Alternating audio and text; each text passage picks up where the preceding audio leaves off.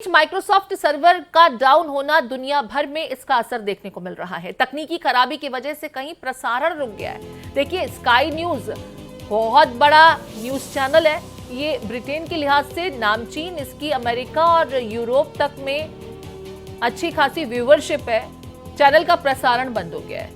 America, Australia में इसका प्रसारण बंद हो गया है। स्काई न्यूज को लेकर के देखिए, एक बड़ी अपडेट आपको बता रहे हैं। माइक्रोसॉफ्ट के सर्वर डाउन होने के चलते दुनिया भर में जहां असर देखने को मिल रहा है, इस बीच तकनीकी खराबी की वजह से चैनल का प्रसारण रुक गया। और ये चैनल कौन है, ये भी हम आपको बता रहे हैं। स्काई न्यूज चैनल का प्रसारण प्रभावित हुआ है। अमेरिका और ऑस्ट्रेलिया में इसका प्रसारण बंद हुआ है। यूरोप में भी इसका प्रसारण बंद है। लगातार देखिए, माइक्रोसॉफ्ट के सर्वर डाउन होने के चलते इस तरह की खबरें सामने आ रही हैं। कहीं पर सेवाओं पर असर पड़ा है तो कहीं पूरा कामकाज ही ठप हो गया है। हालांकि माइक्रोसॉफ्ट की तरफ से अब इसे दुरुस्त किए जाने की बात कही जा रही है। कहा जा रहा है धीरे धीरे करके कोशिशें चल रही हैं, स्थितियां वापस नॉर्मलसी की तरफ बढ़ें। हमारे साथ पारिजात सौरभ जुड़े हुए हैं, आईटी एक्सपर्ट हैं। इनका रुख कर लेते हैं, समझने की कोशिश करते हैं कि कितना असर पड़ता है। और जब इस तरह से डिपेंडेंसी किसी एक खास सॉफ्टवेयर को लेकर के होती है और विश्व का कोई एक इंस्टीट्यूशन नहीं बल्कि लगभग हम ये कहेंगे कि एक बड़ा दायरा है जो इसकी चपेट में है, इसे काउंटर कैसे किया जा सकता है और फिलहाल माइक्रोसॉफ्ट के सामने क्या कुछ विकल्प हैं ताकि स्थितियां नॉर्मलसी की तरफ बढ़ सकें। पारिजात, आपसे समझना चाहेंगे फिलहाल इस स्थिति को लेकर के क्या कुछ हो सकता है और फिलहाल आपका फर्स्ट ओपिनियन इस हालात को। जी प्रीति, पहले तो ये समझा दूं मैं कि ये सिचुएशन जो आई है वो हो क्या रही है। इस समय एक क्राउड स्ट्राइक नाम का एक प्लेटफॉर्म है जो सारी दुनिया में काफ़ी लोग यूज़ करते हैं। It's an and point security application जो कि लैपटॉप्स, डेस्कटॉप्स या एंड पॉइंट डिवाइसेस पे यूज़ होता है। उसने एक अपडेट रिलीज किया था। इस अपडेट में कुछ प्रॉब्लम थी जिसकी वजह से माइक्रोसॉफ्ट के जो सारी सर्विसेज हैं या आपका जो ऑपरेटिंग सिस्टम है वो बंद पड़ जा रहा है। ब्लू स्क्रीन ऑफ डेथ जिसको बोलते हैं, बेसिकली सिस्टम जो है वो कम्प्लीटली क्रैश हो जा रहा है। इसका असर ये है कि जो भी सर्विसेज, जैसा आपने बताया, एयरलाइंस हैं, हॉस्पिटल्स हैं, बैंक्स हैं, या फिर काफ़ी मैन्युफैक्चरिंग कंपनीज हैं, जहाँ जहाँ भी आप देखिए, जहाँ पे भी ये एप्लीकेशन यूज़ हो रहा था क्राउड स्ट्राइक, उनको दिक्कत आ रही है क्योंकि वो अपने एप्लीकेशन स्टार्ट नहीं कर पा रहे हैं या कंप्यूटर स्टार्ट नहीं कर पा रहे हैं। आज की दुनिया में चूंकि सारी सर्विसेज एक दूसरे से इतनी ज़्यादा लिंक्ड हैं क्लाउड की वजह से, कि अगर आपका डिवाइस स्टार्ट नहीं हो रहा है तो फिर काफ़ी सारी सर्विसेज जो हैं वो बंद हो जाती हैं। ये भी मैं समझा दूं कि अभी तक जो इसके ऊपर एनालिसिस हुई है, इसमें किसी तरह का कोई मैल इंटेंट या कोई अटैक वाली बात नहीं समझ में आई है किसी को भी। इसमें बस ये है कि जो अपडेट रिलीज हुआ था वो मैल फंक्शन कर गया, जिसकी वजह से और जिसका बहुत बड़ा असर हुआ है अक्रॉस द वर्ल्ड सारे डिवाइसेस पे। क्राउड स्ट्राइक एक बहुत प्रेवलेंट प्लेटफॉर्म है, बहुत पॉपुलर प्लेटफॉर्म है, जिसकी वजह से बहुत ज्यादा बड़ा असर पड़ा है। और जैसा आपने कहा, इसका असर बहुत बड़ा है क्योंकि एंड पॉइंट डिवाइसेस सारी दुनिया में बंद पड़ गए हैं। लेकिन इसका रोल बैक भी आ चुका है। ऑलरेडी कंपनी ने आइडेंटिफाई कर लिया है कि इसको कैसे फिक्स किया जा सकता है, जो कि रोल बैक अब रिलीज हो रहा है। ऑब्वियसली इसमें थोड़ा समय लगेगा क्योंकि जैसे मैंने बताया कि स्प्रेड बहुत ज्यादा है इसका। जी, बीएसओडी करके जिक्र किया जा रहा था कि जो लोग भी अपने डिवाइसेस पर बैठे हुए थे, अचानक से 12 बजे के आसपास, अगर भारतीय समय के हिसाब से हम देखें तो अचानक उनका सिस्टम बंद पड़ा और उसके बाद जब वो दोबारा स्टार्ट हुआ तो ब्लू स्क्रीन आ रहा था, बीएसओडी जिसे कहा जा रहा है। अब जो एक नॉर्मल यूजर्स हैं, बड़े इंस्टीट्यूशंस नहीं है, बड़े सेटअप नहीं है, वो वापस कैसे नॉर्मलसी की तरफ बढ़ेंगे? पारिजात, मैं ये आपसे समझना चाहूंगी क्योंकि रिस्टोरेशन की जो प्रक्रिया है उसके लिए ठीक है, ये जो इंस्टीट्यूशन है, सर्विस प्रोवाइडर है, ये भी प्रयासरत हैं, लेकिन एक बड़ा दायरा इसकी चपेट में आया है और बड़े से लेकर के छोटे इंस्टीट्यूशन तक सब इस वक्त इसका प्रभाव महसूस कर रहे हैं। जरा इसके बारे में बताएं कि इसे कैसे दुरुस्त किया जा सकता है। हालांकि कंपनी की तरफ से रोल बैक की बात भी की जा रही है, सर्विस प्रोवाइडर माइक्रोसॉफ्ट जो है ये इस नए अपडेट को रोल बैक भी कर रहा है, उस लिहाज से नॉर्मलसी की तरफ बढ़ रहे हैं, लेकिन छोटे से छोटे यूजर तक ये नॉर्मलसी आने में तो वक्त लगेगा। जी, तो इसके जो स्पेसिफिक स्टेप्स हैं वो माइक्रोसॉफ्ट ने भी एक्स पे डाला हुआ है, या काफ़ी कंपनीज इसके ऊपर इन्होंने सभी को बताया है। बेसिकली एक फाइल है जो जो करप्ट हो चुकी है हर एक डिवाइस पे। तो अगर आप जी। अपने लैपटॉप डेस्कटॉप को सेफ मोड में रीस्टार्ट करिए और हम्म। जाकर के उस फाइल को डिलीट कर दीजिए और हम्म। दोबारा से रीस्टार्ट करिए, तो कंप्यूटर्स रीस्टार्ट हो जा रहे हैं सेफ मोड में। हम्म। ऑब्वियसली काफी सर्विसेज, चूंकि ये जो फाइल है वो आपकी एंड पॉइंट सिक्योरिटी से रिलेटेड फाइल है, जी। वो डिलीट करने के बाद भी हर सर्विस पूरी तरह रिस्टोर नहीं हो पाएगी आपकी। हम्म। लेकिन एक एक मिनिमम लेवल ऑफ सर्विस आपकी स्टार्ट हो सकती है। वो 3-4 स्टेप्स हैं बहुत सिंपल, जो एक्स पे डाले हैं माइक्रोसॉफ्ट ने भी, हम्म। जो कि हर लोग देख करके उसका इस्तेमाल कर सकते हैं। जो फाइनल रोल बैक आएगा या फाइनल पैच आएगा वो शायद हो सकता है आज रात तक वो लोग रिलीज कर पाएंगे, क्योंकि उसकी भी पूरी टेस्टिंग होनी जरूरी है। बिल्कुल। ऐसा ना हो कि रोल बैक करने के चक्कर में कोई नई समस्या आ जाए। बिल्कुल, लेकिन जिस अपडेशन का आप जिक्र कर रहे हैं, जिसे रोल बैक करने के लिए अब प्रयासरत भी है माइक्रोसॉफ्ट, में यहाँ पर ये समझना चाहूंगी, आपने कहा कि कंप्लीट रिस्टोरेशन शायद ना हो पाए। कई बार ऐसा होता है कि जब हम कुछ फाइल डिलीट कर रहे होते हैं, इस तरह से कुछ एरर आते हैं, तो हम काउंटर प्रॉब्लम करते हैं जो मेन फाइल को डिलीट कर देता है। कई बार हमारे कुछ इंपॉर्टेंट डेटा भी वाइप ऑफ हो जाते हैं। इससे बचने के लिए भी लोगों को एहतियात बरतने होंगे, उसकी ओर भी सावधानी बरतनी होगी। मैं चाहूंगी भारत एक्सप्रेस के यूजर्स को जरा इस बारे में भी आप बताएं, क्योंकि डिपेंडेंसी आज की डेट में पूरे विश्व भर में माइक्रोसॉफ्ट पर ज्यादातर इंस्टीट्यूशंस की हो चुकी है, और उसके बाद इतना बड़ा क्राइसिस जब अब सबके सामने है, तो लोग भी फूक फूक कर कदम रख रहे होंगे कि कहीं ऐसा ना हो कि एक चीज सुधारने के चक्कर में हम बाकी तमाम डेटा से भी हाथ धो बैठें, क्योंकि वाइप ऑफ करते समय ऐसी सिचुएशन कई बार आ जाती है। बिल्कुल बिल्कुल, आपने सही बात कही प्रीति। इसमें बहुत ध्यान रखने की जरूरत है कि अगर आप कोई भी फाइल अपने लैपटॉप से या डेस्कटॉप से डिलीट कर रहे हैं, तो आपके लैपटॉप डेस्कटॉप का बैकअप एक होना जरूरी है। ज्यादातर कंप्यूटर्स आज की डेट में क्लाउड पे बैकअप होते हैं। जी। तो मैं उम्मीद करता हूँ कि वो समस्या नहीं आएगी, क्योंकि आप वहां से रिस्टोर कर सकते हैं। लेकिन अगर आपका बैकअप नहीं है, तो फाइल डिलीट करते समय बहुत एहतियात देना होगा कि आप वही फाइल डिलीट करिए जो उन्होंने बताया है। वो एक सिस्टम फाइल है, तो एक स्पेसिफिक फोल्डर में होती है, System32 फोल्डर में वहीं पे होती है। वहां पे नॉर्मली आप अपनी कोई फाइल नहीं स्टोर करते हैं। तो अगर ये फाइल आप डिलीट करते हैं तो सिस्टम फाइल एक डिलीट हो रही है। हालांकि अगर आपने गलत फाइल वहां से डिलीट कर दी तो उसका भी एक नुकसान हो सकता है, क्योंकि फिर आपका ऑपरेटिंग सिस्टम मैल फंक्शन कर सकता है। तो अगर आप इंतजार कर सकते हैं अगले पैच का, जो आज रात तक उम्मीद की जा रही है कि आ जाएगा, तो ज्यादा सही रहेगा, क्योंकि उस पैच के रोल आउट होने के बाद आपका कंप्यूटर उम्मीद किया जा रहा है कि वापस रिस्टोर हो जाएगा। अगर नहीं कर सकते हैं तो काफी एहतियात, काफी सावधानी से आप अगर वो एक फाइल डिलीट करें और उसके बाद से अपना कंप्यूटर रीस्टार्ट करें, तो एक नॉर्मल सी आ सकती है आपके काम में। लेकिन अगर आपके आसपास कोई कंप्यूटर एक्सपर्ट्स हों जिनकी आप मदद ले सकें तो ज्यादा अच्छा रहेगा। ठीक है, मैं लौटती हूँ आपके पास में पारिजात। बहुत महत्वपूर्ण बातें आप बता रहे हैं। आईटी एक्सपर्ट पारिजात सौरभ हमारे साथ लगातार बने हुए हैं। इस बीच मेरे दो सहयोगी भी मेरे साथ लाइव जुड़े हुए हैं। पटना से आशुतोष कुमार और अरविंद शर्मा अहमदाबाद से, दोनों एयरपोर्ट पर मौजूद हैं, और समझ लेते हैं कि विमानों की जो आवाजाही है उनकी सेवाओं पर कितना असर पड़ा है, लोग कितने परेशान हो रहे हैं, और एक जो केओस की स्थिति अक्सर हो जाती है इस तरह की स्थितियों के बाद में, ऐसी सिचुएशन में, वो भी समझ लेते हैं कि क्या कुछ हालात इस वक्त वो देख पा रहे हैं। आशुतोष, पहले आपका रुख करते हुए, पहले भी आपसे बातचीत की थी, पटना एयरपोर्ट पर हम देख रहे थे कि लोग स्ट्रैंडेड है, फंसे हुए हैं, लोगों को पता ही नहीं लग रहा है कि उनके अपनों की जो विमान आने थे कब आएंगे, कोई डेटा अपडेट नहीं हो पा रहे, और अब बताया जा रहा है कि मैन्युअली बोर्डिंग पासेस इशू किए जा रहे हैं जिन लोगों के विमान को उस एयरपोर्ट से टेक ऑफ करना है। आपके पास क्या कुछ जानकारी इस संदर्भ में?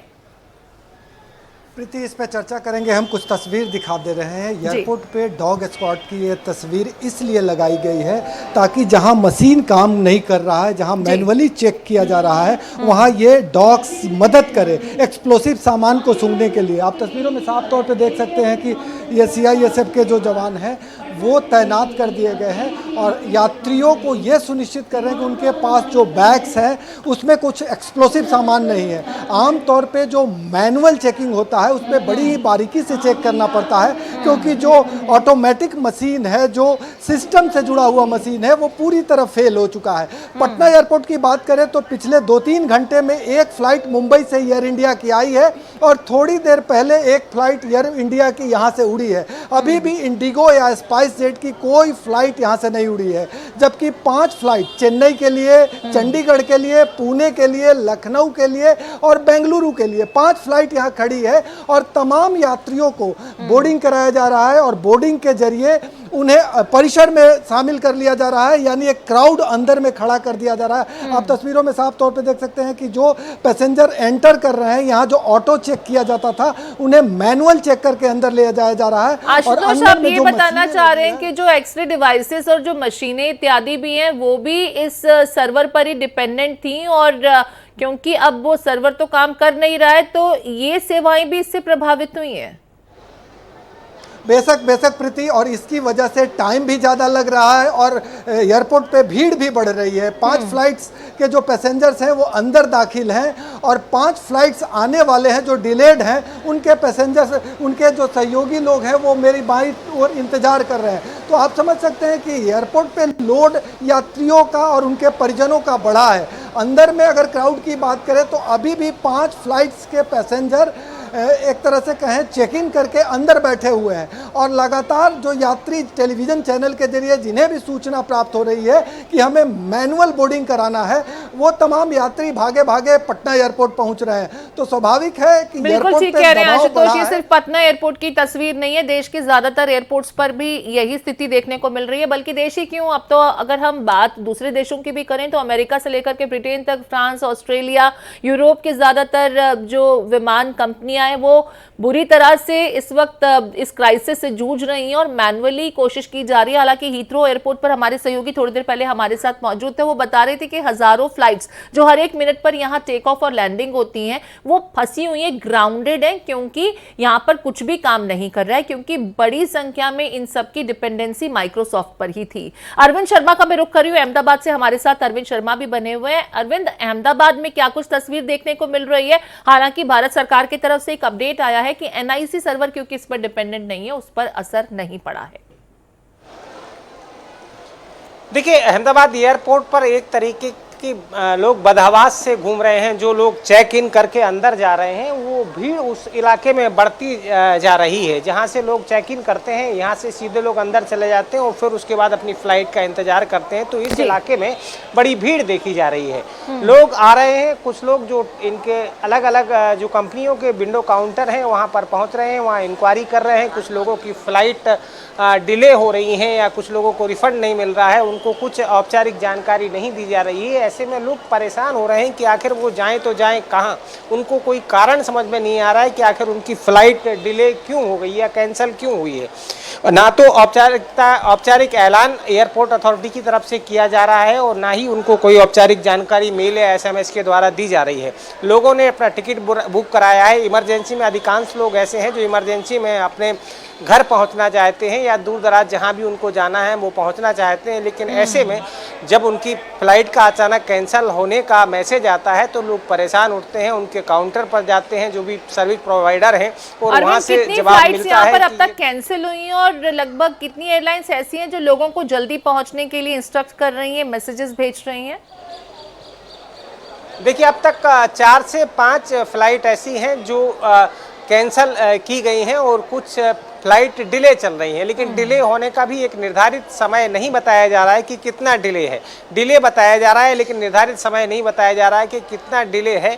और कई जगह तो अब जो डिस्प्ले थे उनको बंद कर दिया गया है। इससे लोगों को और परेशानियों का सामना करना पड़ रहा है। लोग ये नहीं समझ पा रहे कि उनकी फ्लाइट कितनी डिले है, कब तक आएगी और क्यों। जो इस वक्त मैनुअली सारा सिस्टम चल रहा है, ऐसे में इस तरह की स्थितियां देखने को मिलेंगी और केओस जैसे हालात हो जाते हैं, क्योंकि तमाम विमान कंपनियां जो हैं वो अपने पैसेंजर्स को मैसेज भेज रही हैं कि क्योंकि मैनुअली हम आपका पूरा डेटा ऐड करेंगे, बोर्डिंग पास इशू करेंगे, लिहाजा आप समय से 4 घंटा कम से कम पहले पहुंचे, क्योंकि कहीं ऐसा ना हो कि आपको हम बोर्डिंग पास समय पर इशू न कर पाएं और आपकी विमान छूट जाए। आपकी उड़ान से पहले आपकी बोर्डिंग बहुत जरूरी है।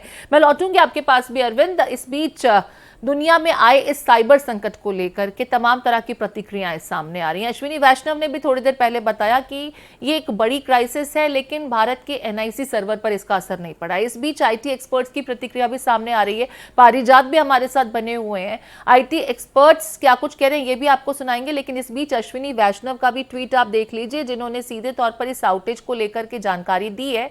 और जो ये आउटेज है इसे आइडेंटिफाई कर लिया गया है। अपडेट्स जो रिलीज किए गए थे उसका इशू जो है उसे भी रिजॉल्व किया जा रहा है। इस बीच आईटी एक्सपर्ट्स की प्रतिक्रिया भी आपको सुना देते हैं। पवन दुग्गल साहब ने क्या कुछ कहा इस संदर्भ में, सुन लेते हैं।